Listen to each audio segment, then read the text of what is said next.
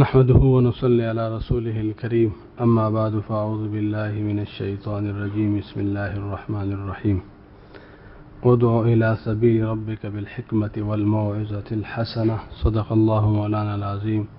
درود شریف پڑھیے. اللهم صل على محمد وعلى آل محمد كما صليت على إبراهيم وعلى آل إبراهيم إنك حميد مجيد. اللهم بارك على محمد وعلى آل محمد كما باركت على إبراهيم وعلى آل إبراهيم إنك حميد مجيد.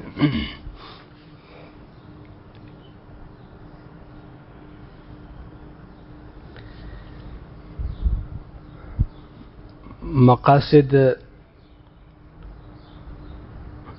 اور ذرائع میں فرق نہ کرنے کی وجہ سے بہت سارے مسائل غلط فہمیاں پیدا ہوتی ہیں.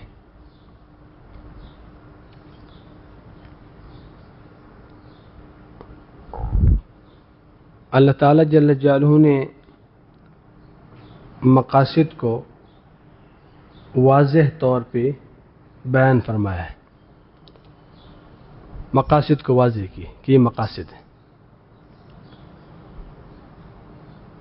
مقاصد کے حصول کے جو ذرائع ہیں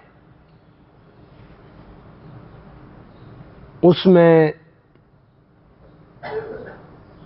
حد بندی نہیں کی ہے اور ہمیں مخصوص ان مقاصد کو مخصوص ذرائع سے متعینہ ذرائع سے حاصل کرنے کا پابند نہیں بنایا کہ آپ یہی مقصود حاصل کریں گے اور انہی ذرائع سے حاصل کریں گے، اس کے بغیر کوئی اور نیا کوئی ذریعہ آپ نہیں جائیں گے. اس طرح کی پابندی نہیں لگائی. اللہ تعالیٰ جل جلالہ تو عظیم ذات ہے، علیم ہے، خبیر ہے، اور تا قیامت آنے والے اسباب و ذرائع سے اور وسائل سے پہلے سے اس کو معلوم تھا. تو یہ اسلام کی آفاقیت، عالمگیریت، اس کی دلیل.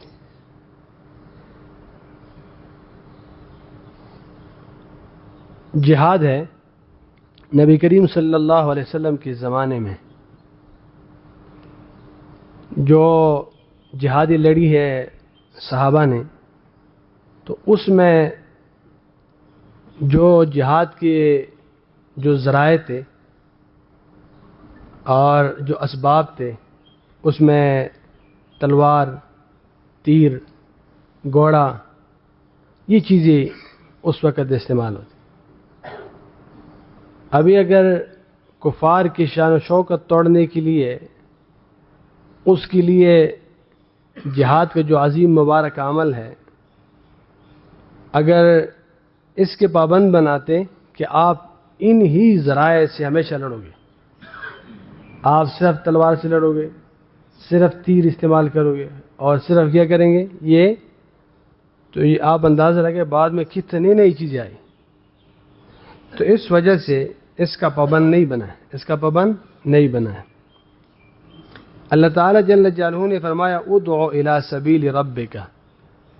اللہ تعالیٰ جل جلالہ کی دین کی طرف، اللہ کی طرف، قرآن کی طرف، اللہ تعالیٰ کی احکامات کی طرف، نبی کریم صلی اللہ علیہ وسلم کی اسوہ حسنہ کی طرف، نبی کریم صلی اللہ علیہ وسلم کی طرز زندگی کی طرف اور احادیث مبارکہ کی تعلیم کی طرف، یہ سارے ایسے ہیں کہ اس کی طرف بلانا، اس کی طرف بلانا، یہ تو مقصود ہے کہ بلائیں، لیکن اس کو مطلق رکھا ہے کہ آپ بلائیں. پر کیسے بلائیں؟ لاؤڈ سپیکر سے بلائیں، آپ کو صفا پہ کھڑے ہو کر ایک آواز لگائیں، آپ کس طریقے سے بلائیں، آپ اللہ کی یہ جو احکامات ہیں یہ سکھائیں، کیسے سکھائیں اس کو. آپ جیسے کہ صفا کی چبوتری کے نیچے سکھاتے ہیں یا بس یہی ایک طریقہ ہوتا ہے. تو یہ تو بتائیں کہ آپ دین کی طرف لوگوں کو بلائیں، لیکن باقی ذرائع کے بارے میں اصول ہمیں بتا دی کہ ادع الی سبیل ربک بالحکمت والموعظۃ الحسنہ، حکمت اور موعظہ حسنہ کے ساتھ بلائیں، یہ تو بتایا ہے. لیکن یہ نہیں کہ نہیں بس آپ ایک ہی طریقہ ہے. تو ظاہر بات ہے کہ دین کی طرف بلانے کی جتنی بھی ذرائع ہیں، جتنی بھی اسباب ہے، اگر کوئی وہ استعمال کر کے اور اس کو بلائیں تو کیا ہے وہ پھر اس میں ادعو میں داخل ہے۔ بعض چیزیں ایسی ہوتی ہیں کہ شریعت نے اس کو حرام قرار دیا ہوتا ہے، ناجائز طریقے ہوتے ہیں، ناجائز ذرائع ہوتے ہیں، وہ تو ناجائز ہوتے ہیں، اس پر تو شریعت نے خود ہی منع کیا ہے۔ اس کے ذریعے سے آپ کیسے کس کو بلائیں گے؟ سمجھے بات؟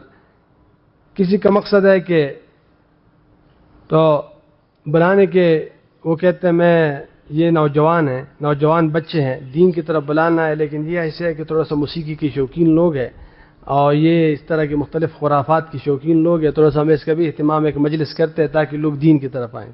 تو خدا کی بندی دین کی طرف آئے، دین کی طرف تو کیا ہوتا ہے جو جائز ذرائع ہیں، لیکن جائز تو ہے، اس کو تو پہلے سے شریعت پہلے اول دن سے اس پر وہ لگائی ہے، اس کو بند کیا کہ یہ بند ہے، یہ ٹھیک نہیں ہے، یہ اللہ تعالیٰ جل جلالہ کی ناراضگی کی چیزیں، تو اس سے کیسے رب کو راضی کریں گے؟ تو لیکن یہ ہے کہ اس کی طرح اس کے علاوہ جتنے بھی مباح ذرائع ہیں، عام ذرائع ہیں، آپ استعمال کر سکتے ہیں، آپ اس سے فائدہ اٹھا سکتے ہیں۔ دیکھیں اگر ہمیں پابند بناتے کہ آپ کسی اور چیز کا استعمال نہیں کریں گے، نہ لاؤڈ اسپیکر کا استعمال کریں گے، نہ دیگر چیزوں کا استعمال کریں گے، تو ہم پابند ہوتے تھے بس۔ لیکن اللہ تعالیٰ کو تو معلوم تھا کہ اس زمانے کے ساتھ چیزیں نئی نئی آئے گی۔ اسی طرح سیکھنا سکھانا ہے، قرآن مجید کا ہم نے سیکھنا ہے، اللہ تعالیٰ جل جلالہ کی جو وہ ہے کلام ہے اس کو سیکھنا ہے، اور احادیث مبارکہ کو سیکھنا ہے۔ نبی کریم صلی اللہ علیہ وسلم کے زمانے میں کوئی زیادہ اس کی ضرورت نہیں تھی، جو آج کل خادم فنون ہے، نحو ہے، صرف ہے، وغیرہ وغیرہ جو فنون ہے، جو مدارس میں پڑھاتی بھی ہے، طلباء کرام کو سکھاتا ہے تاکہ اس کے ذریعے سے اللہ کے کلام کو کیا کرے سیکھی اور سمجھ آ جائے، عربی گرامر سمجھ آ جائے۔ تو صحابہ کرام کے دور میں تو یہ نہیں تھا، یہ کوئی طریقے نہیں تھی اس طرح۔ اللہ تعالیٰ جل جلالہ جو عام فہم قسم کی آیات ہے خود ہی سمجھ آ جاتے، ورنہ نبی کریم صلی اللہ علیہ وسلم کو بتایا تھا وَيُعَلِّمُهُمُ الْكِتَابِ، تعلیمی کتاب دیتے۔ یہ ایک تو یتلو علیہم آیات ہی الگ ہے، آیات کی تلاوت الگ کرتے تھے، وہ تلاوت وہ عرب تھے، عرب کو تلاوت کرتے تھے کہ اللہ کے کلام ہے، لیکن اس میں جو سمجھانے کی چیزیں ہوتی تھی وَيُعَلِّمُهُمُ الْكِتَابِ، وہ سمجھاتے تھے، تو سمجھانا الگ چیز ہوتا ہے، تو سمجھاتے تھے، سکھاتے تھے اس کو، لیکن ان لوگوں کے سمجھنے کے لیے بہت زیادہ بریک قسم کی فنون وغیرہ ان چیزوں کی ضرورت نہیں ہوا کرتی تھی، جیسے کہ آج کل ہمیں ضرورت ہے، اور جیسے کہ موقوف نہ رہے گا ایک درجہ ہے اس کا، مطلب ہے کہ اس کے بغیر ہم آگے سفر نہیں کر سکتے، آگے لوگ سمجھ ہی نہیں آتی ان لوگوں کو۔ تو ایک چیز تو یہ ہے، نبی کریم صلی اللہ علیہ وسلم کے زمانے میں احادیث مبارکہ، نبی کریم صلی اللہ علیہ وسلم کے مبارک ارشادات، اس کی محفوظ طریقے سے امت تک رسائی کی جو اس کی دینی ضرورت تھی اور یہ تا قیامت ضرورت ہے، اس کی محفوظ طریقے سے، انتہائی مضبوط طریقے سے اللہ تعالیٰ جل جلالہ نے پوری امت تک اس کے پہنچانے کا ایک نظام اور انتظام کیا، اور ایسا انتظام کیا کہ محجر العقول ہے، دنیا حیران ہے، نہ پہلے شرائع میں اس کی کوئی مثال ملتی ہے، نہ بعد میں کوئی مثال ملتی ہے، دنیا سیکھتے ہے کہ یہ عجیب معاملہ ہے۔ آج نبی کریم صلی اللہ علیہ وسلم کی کسی ایک ارشاد کو آپ کسی عالم سے پوچھیں کہ بھئی یہ ارشاد ہے، آپ نسبت کرتے ہیں نبی کریم صلی اللہ علیہ وسلم کی طرف، اس کی کوئی سند ہے، تو جو بتانے والا ہوتا ہے اس سے لے کر نبی کریم صلی اللہ علیہ وسلم تک سند موجود ہوتا ہے۔ آج مجھے آپ بتائیں کہ مثلا یہ پانی ہے، میں کہتا ہوں کہ پانی پی، لیکن اس میں پیتی وقت اس میں سانس نہ لے، اس میں سانس کیا نہ کرے، نہ لے، تو آپ مجھ سے پوچھیں کہ یہ بات آپ کرتے ہیں اور آپ اپنی سند کے ساتھ نبی کریم صلی اللہ علیہ وسلم تک پہنچائیں، میں پہنچاؤں گا۔ کسی ایک بات کوئی داخل نہیں کر سکتا اس دین میں، اسلام میں، کہ اس میں یہ سند نہ ہو۔ لولا الاسناد لقال من قال ما قال، اگر اسناد کا یہ سلسلہ مبارک سلسلہ نہیں ہوتا تو جو کہتے وہ کہتے بس ٹھیک ہے یہ دین کیسا ہے، تو کیسے قرار دیتا ہے؟ ایسی چوکیداری لگائی، کوئی اندر چیز داخل نہیں کر سکتے، داخل کرو گے تو کہیں گے سند کیا، کیسے داخل کرتے آپ اس چیز کو؟ تو دیکھیں، لیکن نبی کریم صلی اللہ علیہ وسلم کے زمانے میں یہ جو آج کل محفوظ نظام ہے، جس کو جرح و تعدیل، اسماء اور رجال، سند وغیرہ کا پورا ایک علم ہے، یہ اتنا طویل علم ہے، اتنا مضبوط علم ہے، یہ سب خادم علم ہے نبی کریم صلی اللہ علیہ وسلم کے پاک ارشادات کو محفوظ طریقے سے امت تک پہنچانے کے لیے، تکوینی طور پہ یہ آیا. صحابہ کے دور میں یہ نظام نہیں تھا. صحابہ کے دور میں نہ یہ تھا کہ یہ حدیث ضعیف ہے، یہ حدیث صحیح ہے، یہ حدیث حسن ہے، یہ منکر ہے، یہ شاذ ہے، یہ وہ ہے، یہ ہے، اس حدیث میں یہ علت ہے. کوئی چیز نہیں ہوتی، کوئی درجات نہیں تھی اس وقت. سمجھے بات؟ تو مقصد تو نبی کریم صلی اللہ علیہ وسلم کی کیا ہے؟ بات ہے کہ وہ محفوظ طریقے سے وہ صحابہ کرام رضوان اللہ علیہ مجمعین براہ راست وہ کیا کرتے تھے؟ وہ سنتے تھے. تابعین کے دور میں بھی ایسا ہوتا تھا کہ وہ بس براہ راست صحابہ سے سنتے تھے، دیکھتے تھے کہ صحابہ ہے، وہ صحابہ کرام اس طرح کہتے. بعد میں جب سند کا سلسلہ تھوڑا سا وسیع ہوا تو پھر ضرورت ہوئی کہ اس کو کیا کیا جائے. اس میں بڑی سختی کی گئی کہ جو آپ تک بات پہنچانے والے اگر کسی اس میں کوئی ایسا فرد ہے کہ زندگی میں ایک دفعہ انہوں نے جھوٹ بولی ہے اور کبھی انہوں نے وہ اس کا حافظہ ضعیف ہے، کمزور ہے، اس کی روایت قبول نہیں کرتی، اس کی روایت قبول نہیں کرتی. اتنے سخت پہراداری لگائی. امام ابو حنیفہ رحمہ اللہ کی اصول تو اور بھی بہت سخت ہے حدیث کے معاملے میں. وہ تو فرماتے ہیں کہ جو مجلس سماع ہے جس میں آپ کسی حدیث کو سنتے ہیں، اس سے لے کر مجلس روایت تک جس میں آپ روایت کرتے ہیں کسی حدیث کو، پوری عرصہ میں کسی ایک جگہ ایک وقت میں بھول نہیں آئی ہو، آپ سے بھول نہیں گئے ہو اس حدیث کو. اگر آپ بھول گئے ہو، شاید آپ کے ذہن کی کوئی اختراع ہو، خود کوئی چیز آپ پیوست کر رہے ہیں نبی کریم صلی اللہ علیہ وسلم کے الفاظ کے ساتھ، وہ قبول نہیں، وہ کیا نہیں، وہ قبول نہیں. تو بڑے سخت قسم کے انہوں نے یہ بات کی. لیکن سوال یہ ہے کہ یہ جتنی بھی چیزیں بعد میں وجود میں آئی، ابھی پوری یہ تو مقصود ہے کہ نبی کریم صلی اللہ علیہ وسلم کی باتیں امت تک محفوظ پہنچ جائے، لیکن اس کے لیے پھر ساری جتنی بھی فن اسماء اور رجال وجود میں آیا، اس کے بعد فن جرح و تعدیل وجود میں آیا، یہ سارے جو فنون آئے بعد میں، تو یہ اس مقاصد کے حصول کے ذرائع ہیں جس کے کوئی وجود کوئی صورت صحابہ کے دور میں نہ ضرورت تھی اس کے ورنہ موجود تھی اس وقت.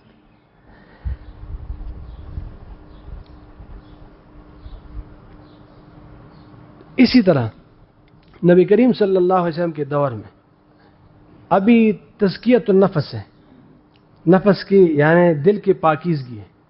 یہ مقصد ہے. کیا ہے؟ مقصد ہے. قرآن مجید میں اللہ تعالیٰ جل جلالہ نے 4 جگہ اس کا انبیاء علیہ السلام کا جو وظیفہ ہے، بنیادی فرائض ہے، نبوت کے فرائض میں سے وَيُزَكِّيهِمْ قرار دیا ہے کہ وَيُزَكِّيهِمْ. اور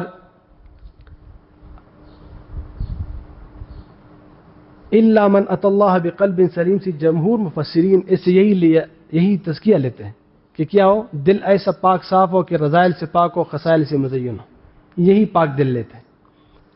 حدیث جبریل میں جو آیا ہے کہ مل ایمان مل احسان، نہ مل ایمان مل اسلام مل احسان، جس میں مل احسان کا ذکر ہے. نبی کریم صلی اللہ علیہ وسلم پہلے پوچھتے ہیں کہ ایمان کیا ہے، نبی کریم صلی اللہ علیہ وسلم جواب دیتے ہیں جبریل امین کو. جب وہ پوچھتے ہیں کہ اسلام کیا ہے، اس کے جواب دیتے گئے. جب ایمان پورا ہوا، اسلام ہوا، تو پھر کیا ہے؟ احسان کیا ہے. تو ان تعبد اللہ کأنک تراہ، ان تعبد اللہ کأنک تراہ.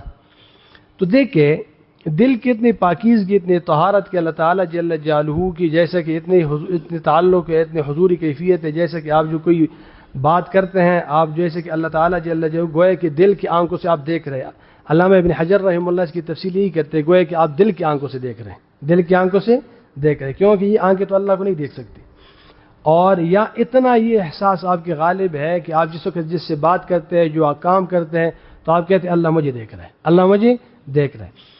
تو دیکھیں تزکیۃ النفس احسانی کیفیت کو حصول کرنا، صبر شکر کا حصول کرنا، ایمانی صفات کے حصول کرنا، یہ مقاصد دینیت سے مطلوب ہے، مقصود ہے. سمجھ آئی بات؟ ہاں. نبی کریم صلی اللہ علیہ وسلم کے دور میں، دور نبوت میں، نبی کریم صلی اللہ علیہ وسلم کے زمانے میں، عہد نبوت میں، اس میں نبی کریم صلی اللہ علیہ وسلم کے ایک مبارک مجلس، اس کی ایک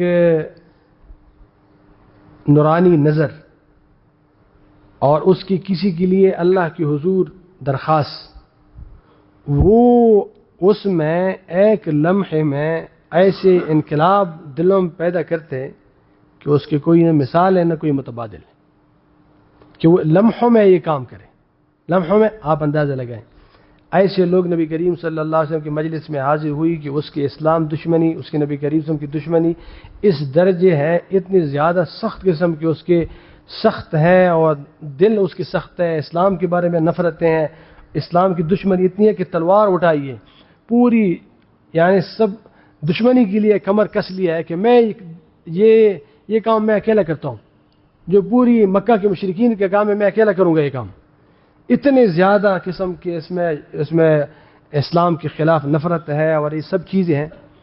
لیکن ایسے صحابہ کی اتنی تعداد ہے حدیث مبارکہ میں آپ حیران رہ جائیں گے کہ جب وہ نبی کریم صلی اللہ علیہ وسلم کی خدمت میں آتے ہیں اور اللہ تعالیٰ جل جلالہ اسلام کی دولت اس کو نصیب فرماتے ہیں تو وہ اپنی کیفیات بتاتے ہیں کہ ایسے دشمن اسلام، ایسے دشمن رسول، ایسے اسلام کے خلاف جذبات سے بھرا ہوا دل، وہ ایک لمحے میں جیسے ہی ایمان لائے تو وہ صحابہ خود اعتراف کرتے ہیں کہ دوسرے لمحے میں سب سے زیادہ محبوب نبی کریم صلی اللہ علیہ وسلم، سب سے زیادہ محبت اسلام سے، سب اسلام پر یکدم سے قربان ہونے والے، یکدم سے.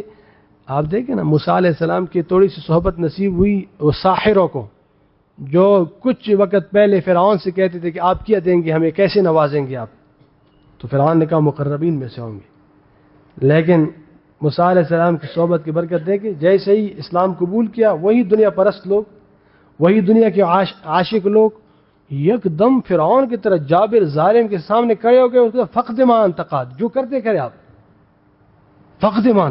یہ ایمان آج آپ پیدا کریں کتنا عرصہ لگے گا اس پر؟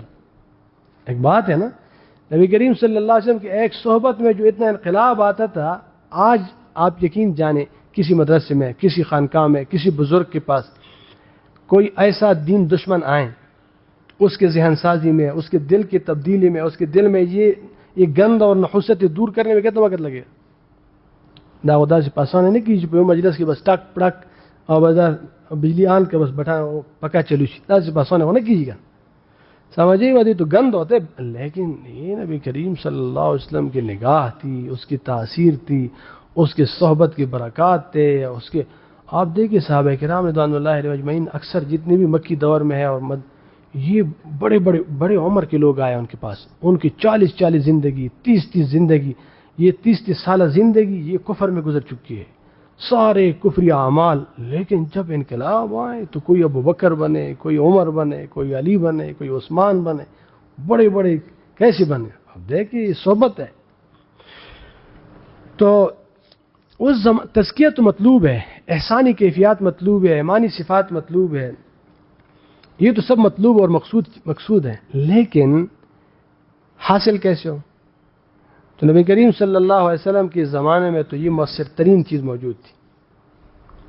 بعد میں جب وقت گزر گیا اور نبی کریم صلی اللہ علیہ وسلم کے زمانے سے اور بھی فاصلے پیدا ہوئی اور دوسری طرف امراض اور بھی بڑھ گئے اور حرص، لالچ، دنیا کی چیزیں اور بھی بڑھ گئی، تو اس وقت کے جو اہل اللہ صلحاء اتقیاء انہوں نے اسی مقصد کے حصول کے لیے، جیسے کہ جہاد کے ذرائع میں کچھ نئے چیزیں آئیں، جیسے کہ علم کے حصول کے ذرائع میں نئے فنون آئیں، جیسے کہ حدیث کی حفاظت وغیرہ کی چیزیں اس کے لیے کیا نئے فنون وجود میں آئیں، اسی طرح دل کی پاکیزگی اور اصلاح نفس، اللہ سے تعلق، اس میں بھی کیا ہوا؟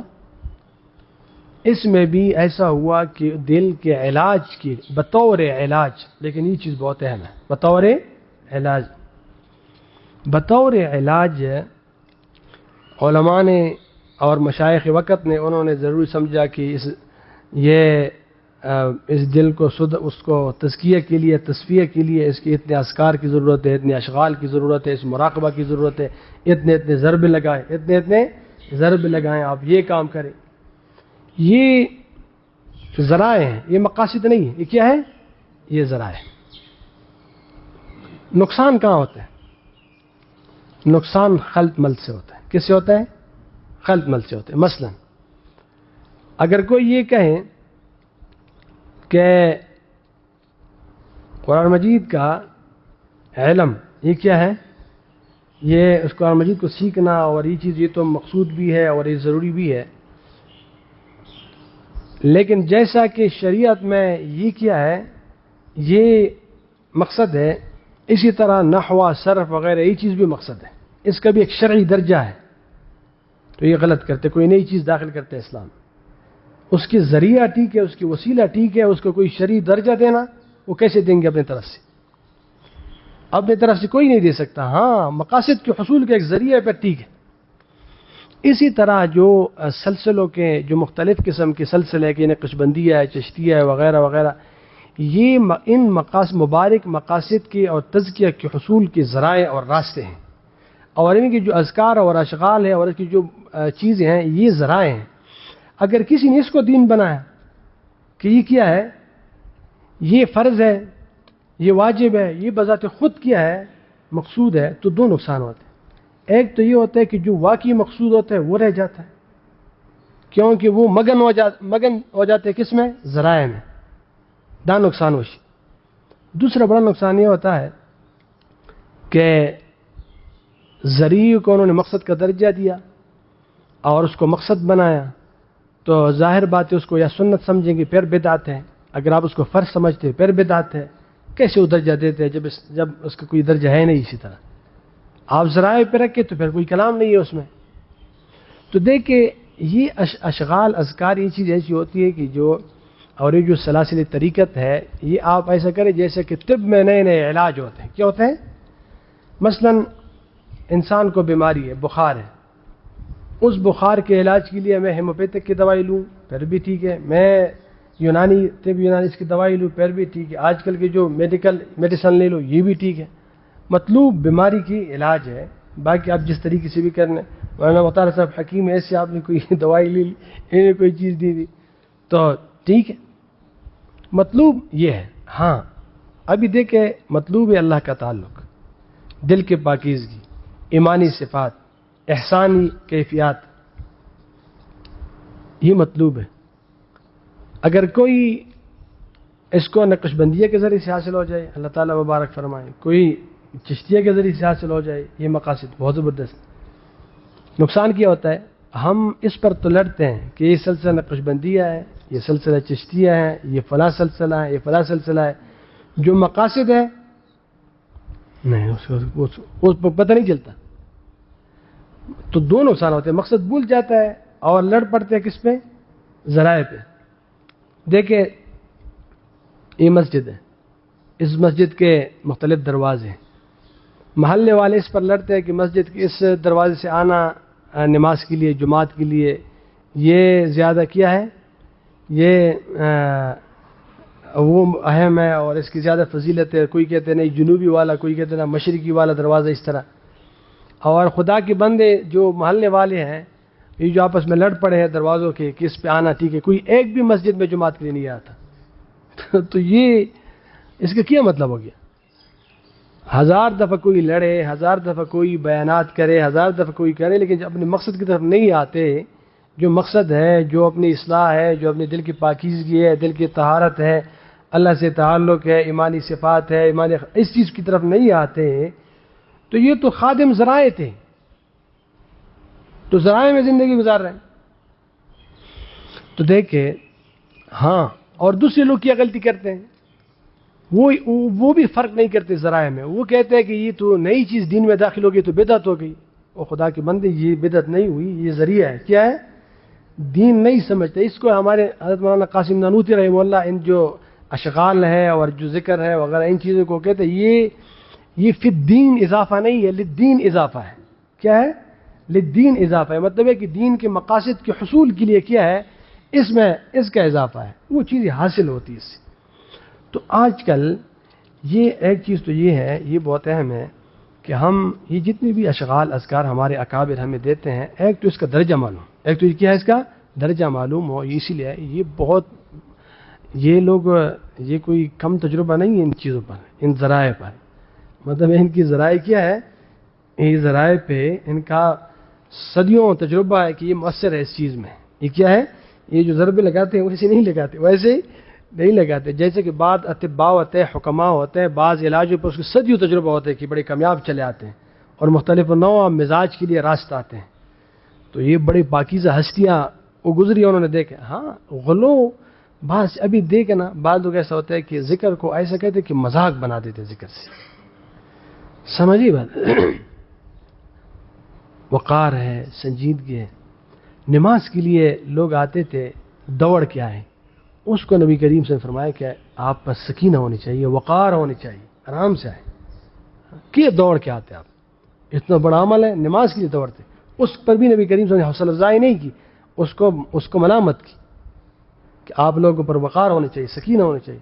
اب یہ ہے کہ آپ وہ مقصد تو حاصل نہیں ہوتا اور دین سے ایک کھلونا بنا دیا، دین سے ایک تماشا بنا دیا، لوگ کہتے پتہ نہیں ہے کرتے کیا یہ لوگ، یہ کیا کرتوت کرتے اور کیا کرتب کرتے، تو یہ ان چیزوں کا نام نہیں ہے دین اسلام اور یہ تزکیہ کہ اس سے کوئی وہ جو ہپناٹزم ہے، یہ کوئی گند ہے، اس گندوں کا نام نہیں ہے، پاک چیز ہے، یہ پاک ہے، اس میں البتہ کثرت ذکر ہوتا ہے، کثرت ذکر ہے، تو ابھی وہ آپ کو عملاً اس پہ لے آتے ہیں، ایسے طریقے سے آپ کو لے آتے ہیں ان چیزوں پہ۔ اللہ تعالیٰ جل جلالہ آپ کو بار بار ہمیں کہتے ہیں کہ لعلکم تشکرون، شکر کرے، وہ ایسی طریقے اختیار کرتے ہیں کہ شاکر بن جائے انسان۔ اللہ تعالیٰ جل جلالہ فرماتے ہیں کہ وَلَقَدْ خَلَقْنَا الْإِنسَانَ وَنَعْلَمُ مَا تُوَسْوِسُ بِهِ نَفْسُهُ، وہ سب ان چیزوں کو جانتے ہیں، تو ہم پڑھتے ہیں، سیدھے چلے جاتے ہیں، قرآن مجید کی آیات ہیں، کوئی اس کی گہرائی میں نہیں جاتے اور کبھی یہ کیفیت حاصل ہی نہیں ہوتی، تو یہ پھر مشق کرتے ہیں، محنت کرتے ہیں، کوشش کرتے ہیں کہ کیا وہی چیزیں حاصل۔ تو بہرحال یہ جو اگر کوئی اس کی فقہی تکییف کرنا چاہتے ہیں کہ یہ اس میں شریعت درجہ کیا ہے، تو یہ ذرائع ہے، یہ کیا ہے، یہ ذرائع ہیں، اس کو کوئی واجب قرار دینا، سنت قرار دینا، یہ پھر بدعت بن جاتی ہے۔ اگر کوئی اس کو ذریعہ سمجھتے ہے، اس کے بعد کوئی اس پہ فتویٰ لگائے کہ دین میں اضافہ ہے، پھر وہ غلط ہے، پھر کیا ہے، پھر وہ غلط ہے، پھر وہ نہیں سمجھتے اس چیز کو، پھر تو دو طرف ہوتے ہیں۔ تو یہ جو ذرائع اور مقاصد کے خلط ملط ہے نا، اس سے بہت زیادہ مسائل بھی پیدا ہوتے ہیں اور پیچیدگیاں بھی پیدا ہوتی ہیں۔ اللہ تعالیٰ حفاظت فرمائے۔